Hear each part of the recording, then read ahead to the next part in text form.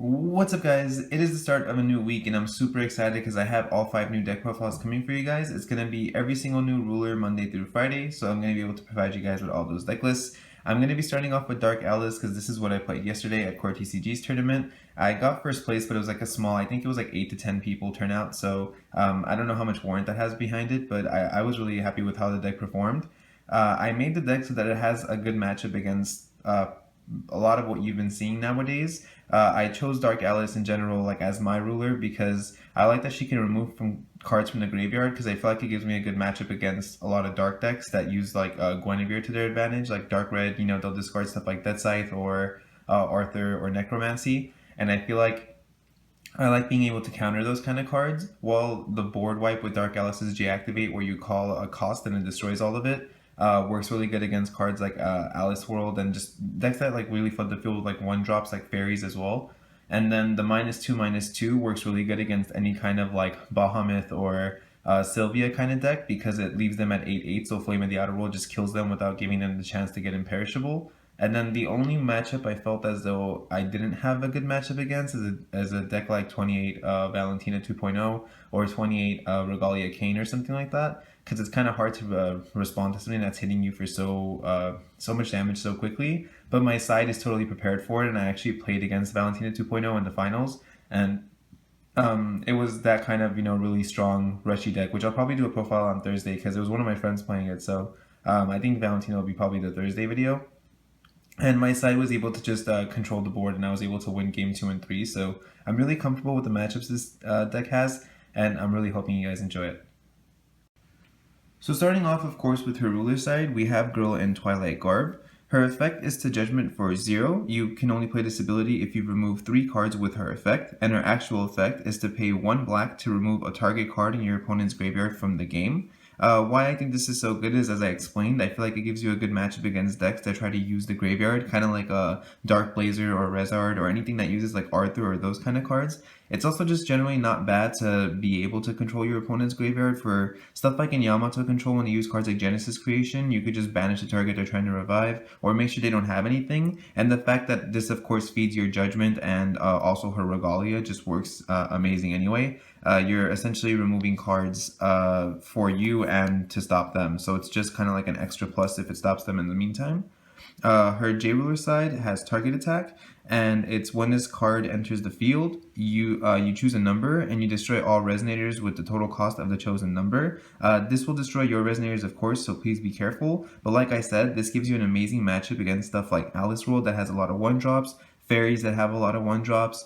My Kaguya deck had a lot of 3-drops with the stealth monsters like Underground Dragger and Merlin, as well as a lot of 4-drops with the Carmillas and the Nyarlathots. So this can work in your favor just against any deck. Even if you think about it, if you've removed cards from their graveyard and you at least hit 1 card that they could like revive or use to their advantage, you've already like taken away 1 card with them with your ruler. J-activating, even if you destroy just 1 card, that's another card you destroy with your ruler, so that's already 2 things you've kind of stopped them doing. And then if you use her God Art, which is to pay 2 black, and for the rest of the game, your opponent has -200, -200 on their entire board. This means that if they play a card like Percival, Cheshire Cat, or Familiar Holy Wind, it will just immediately die the second it hits the field. Their enter, of course, still goes through because it's in the chase, but they lose the card. So once again, against a deck like Alice World, if you do J-activate, destroy their already set up field, and then not only does that take away all their races, but you now use your God Art and put -2 on the board, so they can't stack up their races again anyway. So overall, I think this is extremely strong. The -2/-2 also affects J-Rulers, so like I said, the decks like Bahamut and Sylvia, you could just put them in flame range. It makes the mirror match quite interesting too, because it sets Dark Alice into flame range, so you have to play thinking that you need to get more than 3 cards removed from the game, so you can get a 5/5 boost from the Cat Regalia, because it gives you +5/+5 if you have 5 cards removed from your opponent's graveyard. So overall, Dark Alice I think is extremely powerful. I think people are underestimating how good this card can be. Reflex getting a lot of hype right now, as it should, because it is an amazing ruler. But I think that they're kind of setting it like, oh yeah, Reflex number 1 and Dark Alice is number 2, or whatever comes right after is number 2. But I don't think they're considering how good of a matchup Dark Hallis has against Reflect. There was quite often times where I can get 10 cards removed from the game during the tournament, and then I play 2 of the Cat Regalia, so I would have 1 on the field and 1 put into the field with her God Art, because her God Art actually also puts 1 from the deck into the field, and I would have Swiftness, because the Cat Regalia gives you Swiftness if you have 10 removed. I'd get +5/+5 from each one, so I'd swing for 1900 the second I deactivated after wiping that board. And against a control deck like Reflect, being able to swing in for 1900 is really, really hard for them to come back from. They lose almost half their life, and of course, the match has already been going all this time for you to have 10 cards removed from the game, so they've already taken damage, and it sets them back more than they want to be. So I think Dark Alice overall is just an amazing ruler. And people need to definitely kind of be talking about her a lot more because she's just really, really good. Moving on to the stone lineup, I have a little red the Pure Stone. The stones are just like my Kaguya deck because the deck is actually quite similar. I mostly call black on this, I never really call red. It's really nice to get the buff, but I'll explain why this card is so good later on as well. Grusbelesta, because this combos so well with Dark Alice's -2/-2, just killing off anything that's 400 defense on their turn, like Guinevere, because it drops down to 200 from Dark Alice and then 200 from Grusbelesta, so it can't use its effect because it has Summoning Sickness. And then if they have something like Lancelot, it would be 4/4. If you have Grusbelesta on your draw phase, you Grusbelesta Lancelot, recover, do it again, and you just kill the Lancelot with absolutely no card investment at all. So that's always really, really amazing as well. 4 Magic Stone of Scorched Bales. This is just for red-black. The red isn't really heavy in this deck. I just have it for some cards like Flame of the Outer World and some other cards like that. But normally it's just to feed the Cthulhu engine. And then 4 just Darkness Magic Stone. I didn't want to be in split range, so I didn't want to play 3 colors. I felt totally fine just playing these 2. So I wanted to keep it just fairly simple. The Resonator lineup in this deck is actually really big as well, just like Kaguya's. I play 3 Guinevere because Guinevere is still the best red card in the game. It's really good to get pluses off of Rasputin, as well as just being able to dig through your deck. I also have had a chance where I play 1 Necronomicon, and I had a moment where I drew one of the black cats really early in the game, and because it costs 3, it's kind of hard to use. So I used Guinevere to discard it, and then later on I had Necronomicon, and I was like, oh cool, I could just put the cat back into the field, and I have another source of Imperishable, and another 5/5 for Dark Alice, so it just ended up working out really well anyway. She's also red for Cthulhu Sisak if you need to. 3 Rasputin, like I said, this combos really well with Guinevere, you could just keep getting it back. And just using it for Incarnate Tribute, and then just adding it back so you have it for Guinevere's later on, it just works really well. Normally, I've been saying a lot on Facebook anyway that I don't think people should be playing certain cards that are hit by Dark Alice this format.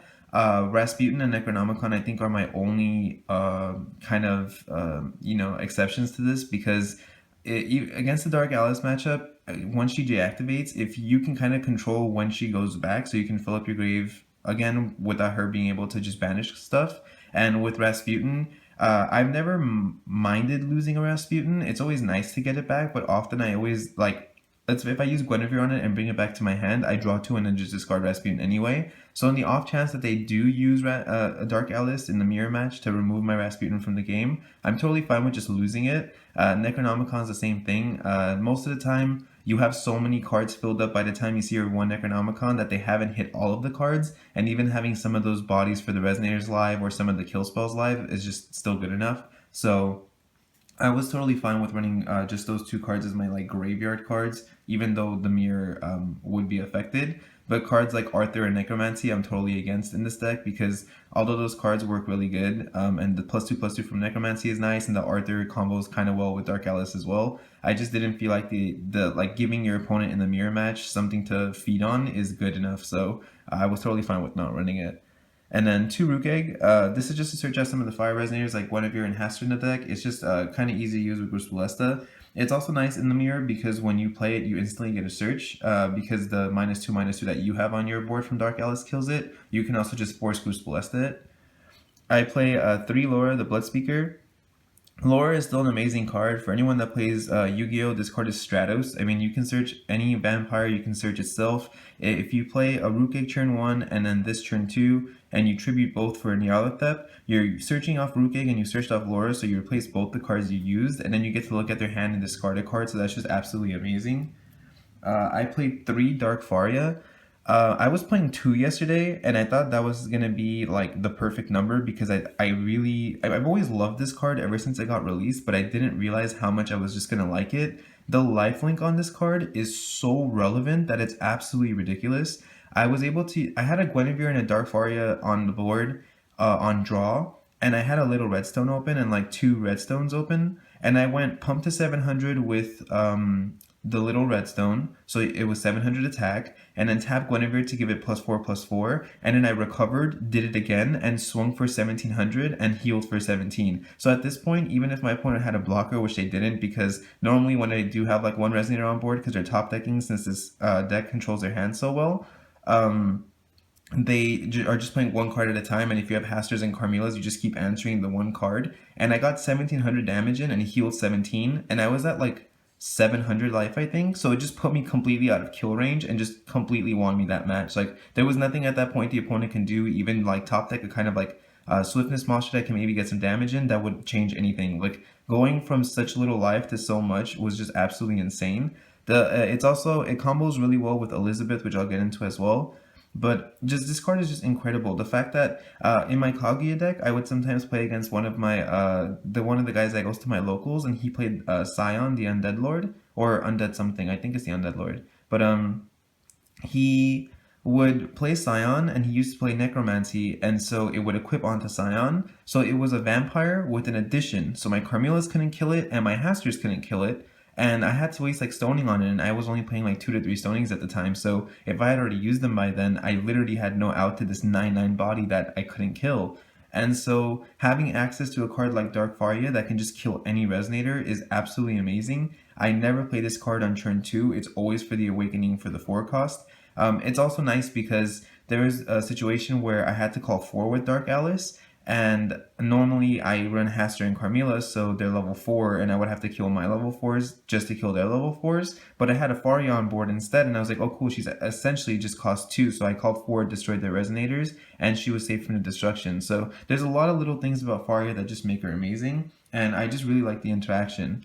And then I have one Elizabeth. I see a lot of Shadow Alice decks playing like 4 of this. I think 4 is way too much, as 3 drops are a little hard to use in Forcible right now. It's always like a very awkward number. Unless you're playing like a Snow White, it just feels kind of too costly.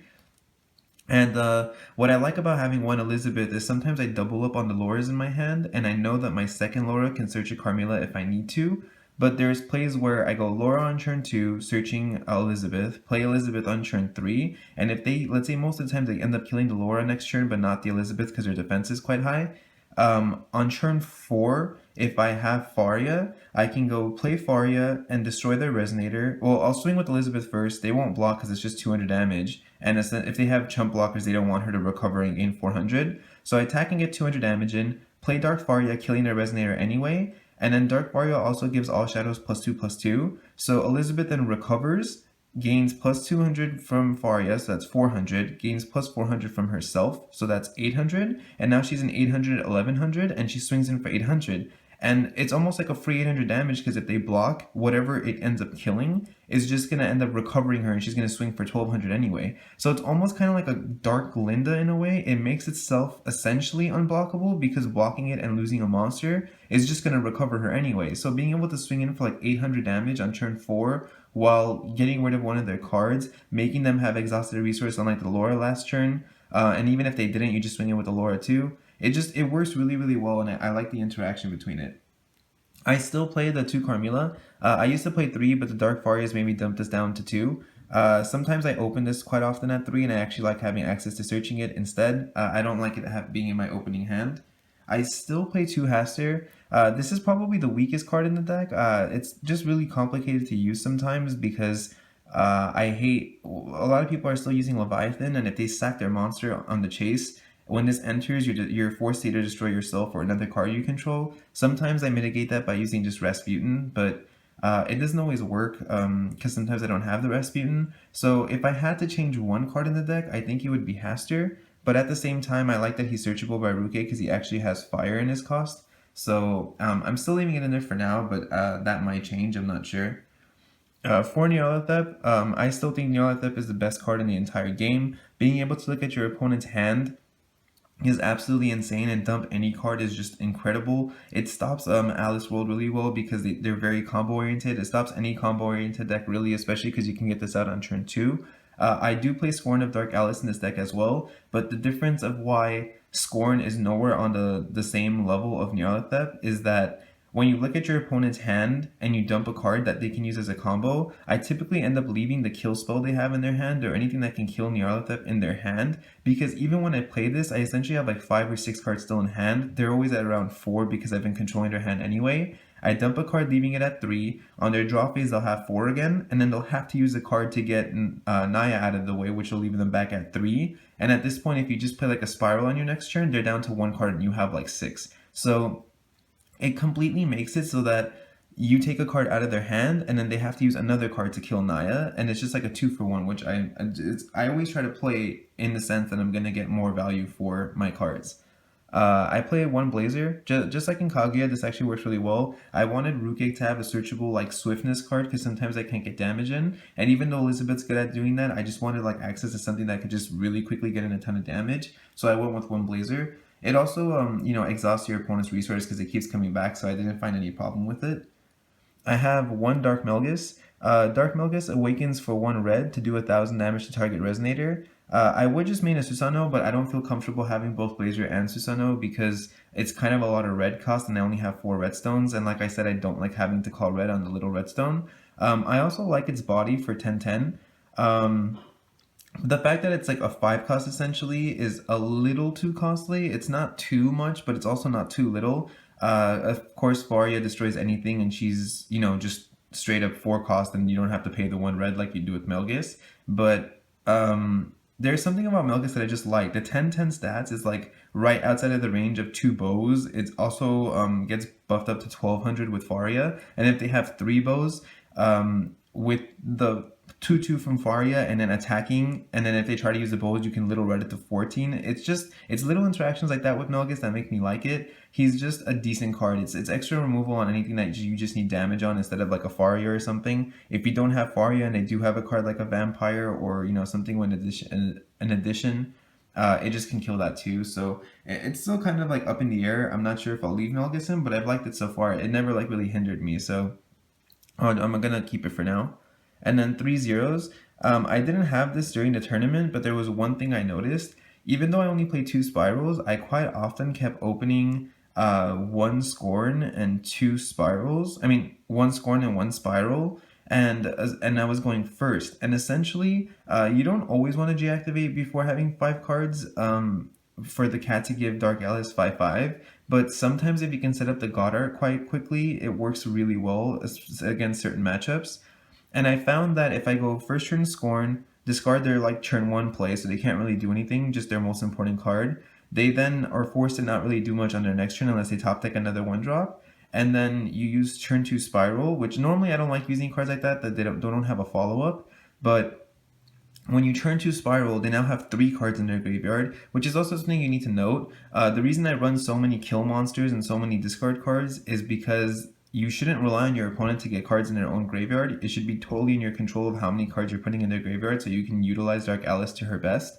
Once you get the Spiral off, they now have 3 cards, and on your turn 3, you can tap for a 3rd stone, leaving 3 open. If you have a 0 in your hand, you're totally safe from something like a Lancelot. If they attempt to just summon Lancelot and swing, or Snow White and swing, you can summon 0 after the Snow White's ability is able to hit you, block it. It's now a 3/5 and you're a 7/5, and even with first strike you'll end up winning the matchup, and 0 will trade with Snow White. And that's only if you don't want to take the damage, because of course you can take the damage and then on your draw you use your 3 black mana that you have open to remove all 3 cards from their graveyard, recover, J-activate, call 3, killing the Snow White, and then use 2 of your black mana to use her God Art, putting the cat in the field. And at this point, if you have like a Flame of the Outer World in your hand and you have 1 black and the cat, you can tap both of those for Flame of the Outer World on whatever they try to do on their turn. And even at this point with Alice being 9/9, it's going to be very rare for them to have an answer to something on their turn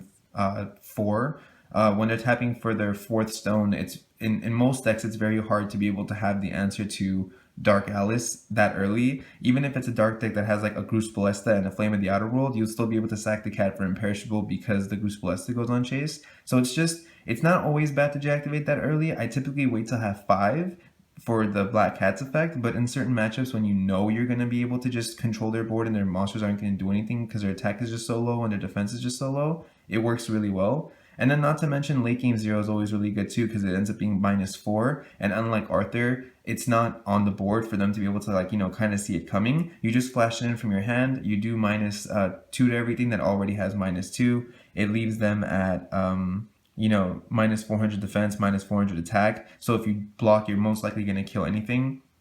And then on top of it, I mean, like, if you block the Blazer, it would be 7-7. And of course, you guys would end up trading, but like your 0 just traded with the Blazer. That's totally fine. And then with Necronomicon, if you bring it back, its enter effect, of course, won't work, but it's still a flash in blocker, so that's always good. Or you can flash it in on your end phase, and then you can attack on your turn. So Zero just has a lot of good usages, and I wish I had practiced with it earlier just to see what it was like. But that wraps up all the Resonators. Lastly, for the spells, I have 4 Scorn of Dark Alice. Like I said, this card is absolutely insane. At first, I didn't really like using it. In my mind, I was like, okay, at best, this card is a 1-for-1. You're just going to look at their hand, discard a Resonator, and you know, you lock yourself out of your turn 1 to do that, and they're just going to, you know, play something on their turn 1 if they draw it. But being able to hit like a Guinevere or an Elvish Priest and Reflect, or just any specific one drop like a Percival that an Arla deck might have, it just feels really nice. They can't really follow up with anything. It works like pretty decent against Regalia decks too, because if they do have like 1 Percival and like 4 Regalias in their hand, and you hit the Percival and they draw a Regalia, it just kind of sets them back because now they have to just fully rely on their ruler. And if you have already sided into like Blazer or something and you're totally ready for that, it's just you're gonna win that game no matter what. 2 Spiral. I normally used to play like 4 of this in Kaguya, but like I said, I don't like not having a follow-up. When you just use this on turn 2, you leave yourself completely open. It's fine if you're planning on deactivating, because like I said, if you use Scorn turn 1 and this, you can deactivate turn 3 to kind of make up for the damage you took, especially because on turn 4, if you Faria, you can start life healing. But it's just, I felt like 2 was fine. At most, I would maybe play 3, but I didn't really find the room for it. If I do end up taking out like Hastur or something, I might put in a 3rd Spiral, but since I don't have the Merlins to follow up in this kind of deck, I don't always like relying on it. I feel like with 2, I see this around turn like 4 or 5, and if I have a Guinevere, I can kind of dig out for it a little quicker, and that's when their hand's already at like 2 to 3 cards, and if I Spiral, I just kind of ruin their like only play that they can do. So I'd rather see it then than see it too early. It was just kind of an option if you did see it early. 3 Flame of the Outer World. This is another card that Reflect obviously can't counter. I'm not playing any Stonings in this deck because I have all the removal in the form of monsters. I didn't want to give Reflect the chance to have things to negate. If he negates the Spiral late game, it's totally fine because it's hard for them to come back with their hand already at 0. Even with the search ability, he's going to be playing everything he searches, and my hand's going to be at like 5 or 6 because your hand always stays really full in this kind of deck. And if they're searching cards and they're forced to counter my spirals, I'm totally fine with that. But I don't want their monsters to be able to be live on the field because that's how they're going to come back if they are searching anything dangerous. So I didn't want to play Stoning to not give them something to counter, but the Farias, Hasturs, and Carmillas have been enough. And of course, he can't counter this because you can't chase to it. So I wanted to make sure I had spells that he just really can't do anything against. And then 2 of the Regalia. The Fallen Cat's just really good. Its first effect is if you have 5 cards removed from the game, your J Ruler gains +5/+5. Your opponent must have these cards removed, not you. So essentially, if you remove 5 cards of Dark Alice, she would be 14/14. If you have 2 of these on the field, of course, that's 19/19. If you have 10 cards removed, you can you gain Swiftness and Target Attack. She already has Target Attack, but the Swiftness is really nice to get some damage in. And then you can tap the cat to get 1 of any color, and you can use that color for anything. And you can banish this card to give her Imperishable. This is extremely well because I haven't tried this yet, but in a situation where you do get to go turn 1 Scorn, turn 2 Spiral, and then turn 3 hold the 3 open like I said for like a 0, but if you don't, you banish 3 cards from your opponent's graveyard. If you're going against a Blazer player, and you were to have sided in Breath of the God, which I don't actually have because I haven't actually tried this, but like in theory it sounds decent. On turn 4, I could J activate instead of tapping for a stone, destroying the Blazer's field, using her Regalia using her God Art to put the Regalia in the field and put -2/-2 on the board. And then when Blazer deactivates to try to kill Alice, most Blazers don't main that site, so they'll be like, oh, okay, she's gonna have imperishable, so there's no point in deactivating. They might try to kill her by other means, but even if they did have Death Scythe and they play Death Scythe and they try to God Art and kill Alice, what you can do is you use your God Art on turn 4, so you have 3 mana, you have 1 open and the cat. You can essentially tap the cat for light and pay the colorless and Breath of the God Dark Alice and make her untargetable by the Blazer. And if he has another Resonator on board, he's not going to be at 14/14, he's going to be at 1,000/1,000. And then of course with the -2, it would be 800/800, and you just flame in the Outer World and they lose all their red for the rest of the game, unless they have main redstones. Which, of course, if they have to start tapping for, that's just in your favor. So there's little stuff like that this card is really good at. I haven't tested it yet. It's just kind of in theory. But I think it's just generally a really cool concept that you could play a card like that. And then lastly, just one Necronomicon. Like I said, normally I don't want to play cards that, another Dark Alice player can feed off of because they can just banish the cards that would be reviving. But with one, I don't see this too often. And if I do see it, I could just discard it with Guinevere if I have no graveyard. It hasn't really hindered me in any way, and being able to play Faria from the grave and still kill stuff because she's a new type of enter.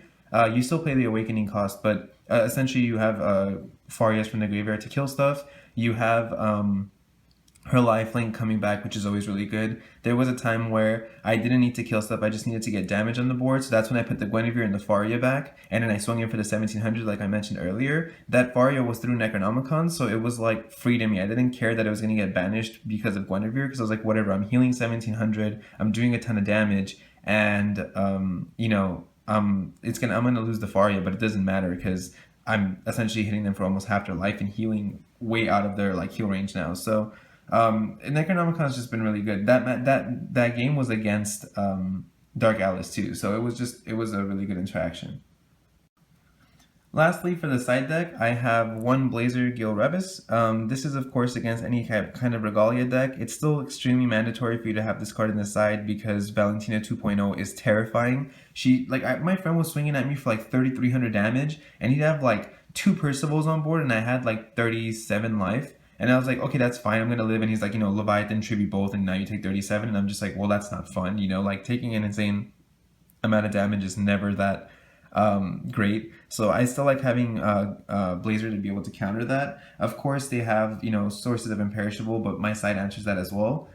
I have one Vlad, of course one because it's a ruler, but with Vlad, I actually have Vlad for the Reflect matchup. I feel like if I'm dumping their hand out and they're just top decking, I can burn them before they can try to come back. Not to mention, I think Vlad's a really good matchup against another Vlad player. If you're healing the damage they're trying to do while you're swinging in with 8s and just dumping their hand and controlling their board, you're eventually actually going to win that match even if they're playing green and you're not ramping.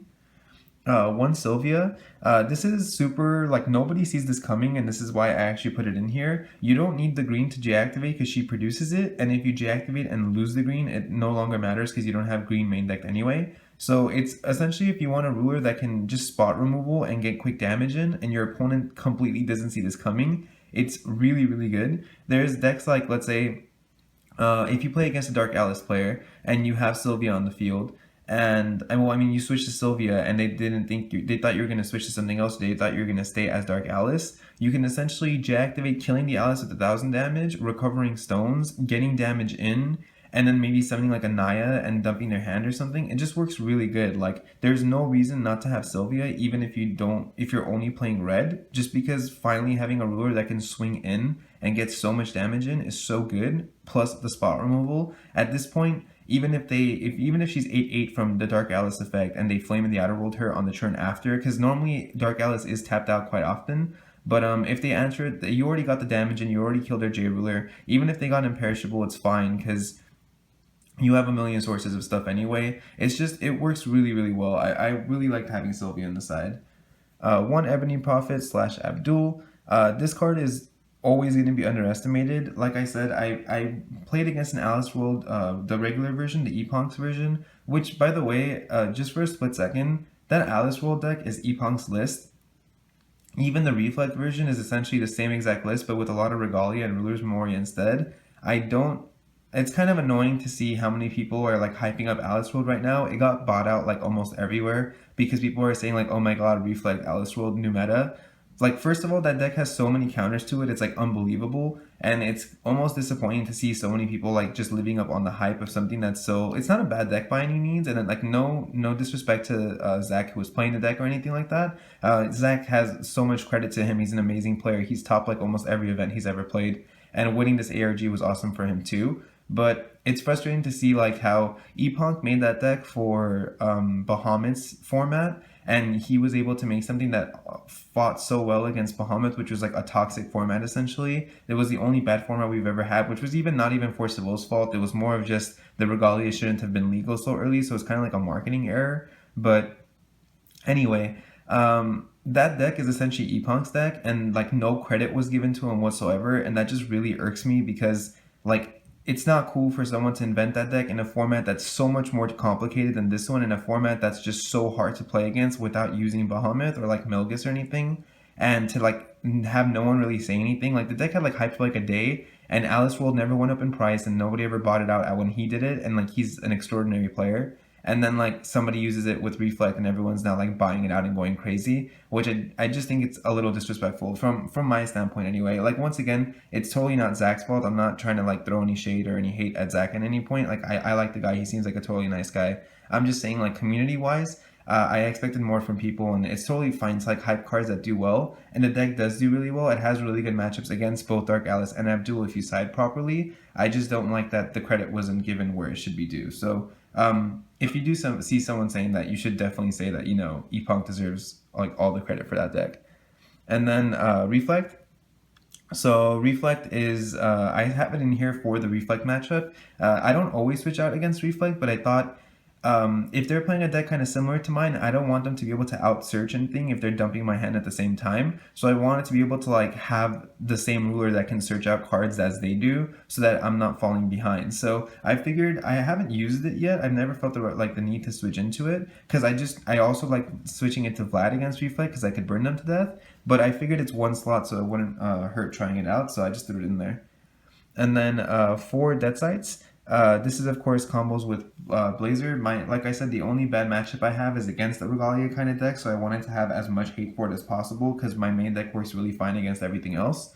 So that side just stops that. For Barrier Shadows, once again, this stops Aramis, which is extremely annoying. Anyone that played any kind of Cthulhu deck knows that 2 Aramis kills every single Carmilla, every single Naya, every single like 8/8 and Lora you have just can't get any damage in, and it's super frustrating. So this makes it that they have to pay cost for the bow, which most of the time they don't have 2 of, so they can't double up on it. And then against Regalia decks, this just absolutely kills them. My friend was actually getting extremely upset yesterday because he thought that this being 1 cost is actually ridiculous. It completely shut him down from playing the game at all. He wasn't able to pump his Valentina at all. He was just getting farther and farther from being able to J-activate. His God Arts would be so hard to use. So it was just a little overwhelming, but I think it's necessary for the game because I don't think it's healthy to have a format where you can swing for like 3,500 damage and just kill someone with 1 hit. And then 2 Robe of the Fire Rat. Red Rush I think is still going to be a thing with either Reflect or Valentina. If you can set this up early and Reflect can't negate it, they don't have any ways to destroy it, and you can stop all their damage in whether they're +2/+2ing or not. So it was just for the Red Rush matchup.